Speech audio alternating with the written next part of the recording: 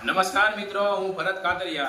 મિત્રો, આજે કેટલા ટાઈમથી આમ તો જે પીએસઆઈ મૈયા કરીને એટલે કે ગઢવી સમાજના જે પીએસઆઈ હતા એની દ્વારા જે દલિત સમાજની લાગણી દુભાઈ અને દલિત સમાજ વિશે ન બોલવાના શબ્દ એ ભાઈ બોલ્યા અને ડુંગર પોલીસ સ્ટેશનમાં પીએસઆઈ તરીકે ફરજ બજાવતા હતા.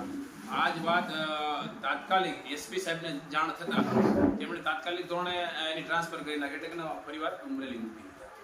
પણ આ બાબતે ઘણું ઉગ્ર વાતાવરણ થયું હતું અને ઘણા લોકોના આની અનુસંધાને હું પણ એસપી સાહેબને મળ્યા હતા, એમાં હું પણ સાથે હતો અને એવું નક્કી કરવામાં આવ્યું કે ભાઈ આની પર એફઆઈઆર દાખલ કરવી. પણ એ બધી વાતોમાં એવું નક્કી કરવામાં આવ્યું કે આને આપણે માફ કરી દેવા જોઈએ ને એને બાલ બચ્ચા છે કે જે કાંઈ જે પીએસઆઈ કક્ષાના છે એના બાલ બચ્ચા અમુક જોવું જ જોઈએ. પણ જે 5 લાખની વાત આવી ને એ 5 લાખની વાત મને એક ટકોય નથી ગમી કે એ પીએસઆઈ એક તો માફી માંગે બાબા સાહેબનો ફોટો હાથમાં છે, હું બોલેશ એ મને અડધું સમજાણું નથી. ઉદારતાથી દિલ ખોલીને માફી માંગી એવી લગભગ એને માફી નથી માંગી.